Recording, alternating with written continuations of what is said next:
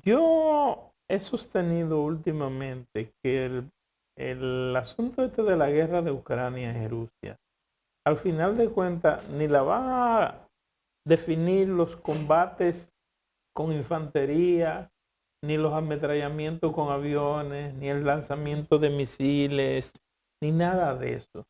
La va a resolver el asunto económico.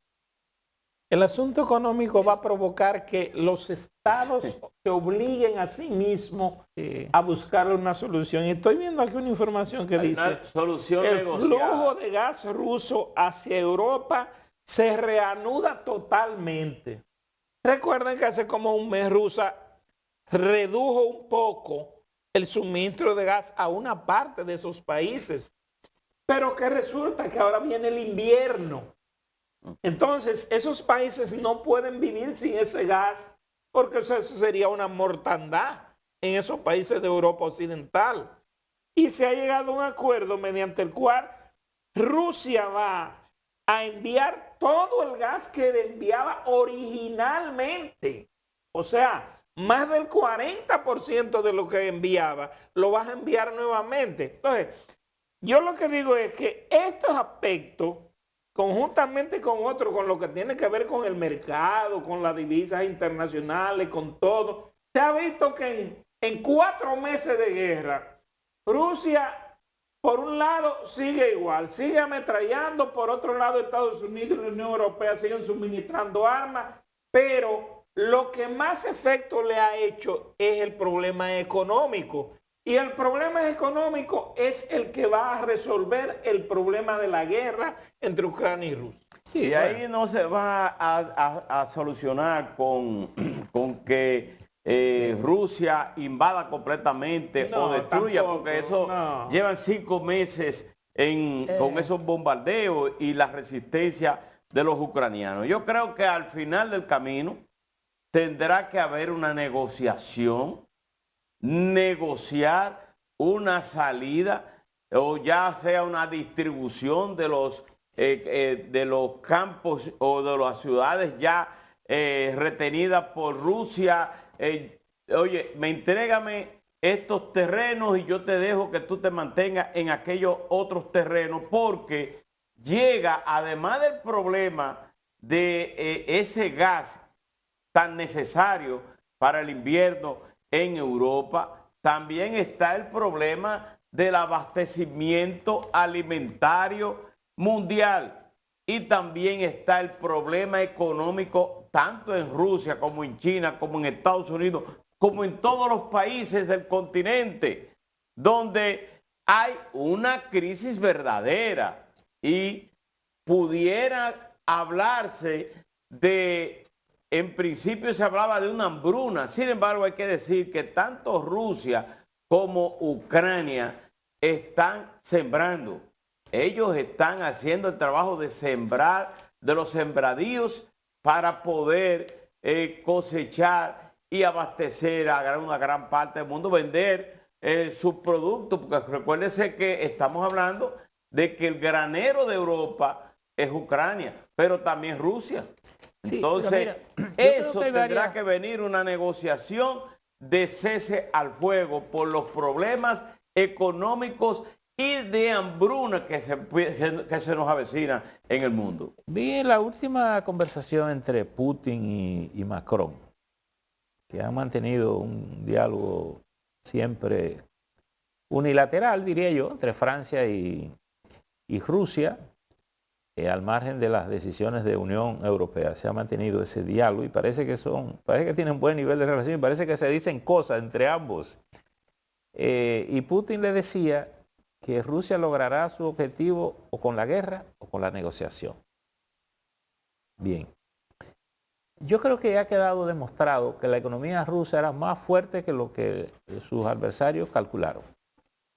Y sobre todo, la Unión Europea no midió las consecuencias de vivir sin el gas ruso, ese recurso que ya se ha hecho dependiente. Primero, porque Alemania, que es la economía más fuerte de Europa, prácticamente la que ha sustentado la estabilidad de la Unión Europea, ya había anunciado, había hecho un llamado al ahorro de energía para poder pasar este invierno sin el gas ruso, que como ustedes saben tiene un gasoducto especial para cubrir el suministro de gas directamente a Alemania, de Rusia a Alemania.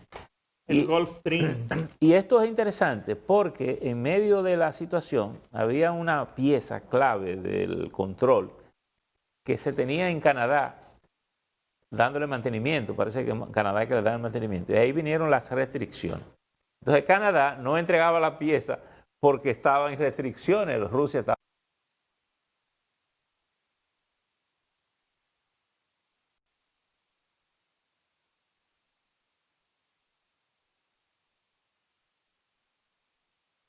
que tiene problema con el gas, la pieza, para que ese se le entregara a los rusos. Ridiculeces, porque la diplomacia está hecha para conversar, para negociar, para sentarse a dialogar. Y usted con quien dialoga es con el enemigo, con el que usted está tirando tiros. Usted no se sienta con un amigo a beber café y a divertirse. Usted se sienta a negociar una salida con quien usted está peleando, con quien usted tiene un conflicto. Entonces, toda guerra, que es un acto de irracionalidad, termina en un diálogo. Destrucciones, muertos, pero termina en un diálogo, en acuerdo, o en la imposición, porque alguien se impone o porque las partes se dan cuenta que no pueden y se tienen que sentar a negociar. Vietnam terminó con una negociación. La Segunda Guerra Mundial terminó con una negociación. Vencido, pero con una negociación. Sin duda que es una negociación, don Percy. Usted habló de negociación con café. Sí. Hay que mandarle a los rusos, a los ucranianos, café Santo Domingo para que puedan disfrutar. Hola, joven. De ese cafecito Santo Domingo. Carlos. Y usted verá cómo se ponen de acuerdo. Gracias, y Carlos. usted decía... Entonces, miren lo que yo observo. Gracias, Carla. Por ejemplo, pensamos en la alimentación, pensamos en los temas. Pero, ¿qué pasa? Hay una caída en el oro. Eso va a afectar nuestra economía, nuestros ingresos caen, porque el oro, por lo regular, sube cuando hay crisis económica, pero hay flujo económico. Entonces, pensamos a lo mejor en el maíz, en el trigo, pero el oro es parte de nuestra fuente económica importante y por tanto eso también se afecta. Todo se afecta. Y yo creo además que hay aquí, en perspectiva, planteado con una claridad que el que no la quiera ver, que no, hay un nuevo orden mundial, hay un bloque mundial que se ha reposicionado, en la que está China, está Rusia, está la India, está Irán, Brasil. Está Brasil. Irán, estamos Brasil, hablando de los países Turquía, más... Está Turquía. Está Turquía. Estamos hablando de los países más grandes del mundo. Sí. Es decir, Rusia, por ejemplo, Brasil, para comenzar por América, Brasil es uno de los países Esos son los más famosos grandes del integrantes mundo. del BRIC. Para que tú veas el tamaño de Brasil, El BRIC son las iniciales de esos países. tú coges a Francia, Brasil, oye, tú Rusia. coges a Francia por el caballete y lo muda completa en la Amazonía brasileña y sobra tierra. Sí. Para que tú veas el tamaño de esa nación. Rusia es el país con mayor territorio del mundo, pero China es la sexta parte de la población mundial. Sí. Y la India tiene más o menos la población que tiene 1.400 millones de habitantes. Son dos países, solo esos dos países Tiene China. tienen Imagínese usted. alrededor de 4.000 millones de personas. Sí. Y casi 3.500 millones de personas.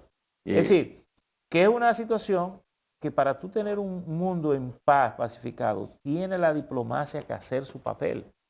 Y yo te digo, el único presidente que yo lo escuché con un discurso racional e inteligente fue el de Portugal desde el principio de esta guerra, solo que como está en minoría no le hicieron caso. Él dijo, con Rusia hay que mantener un diálogo de alto nivel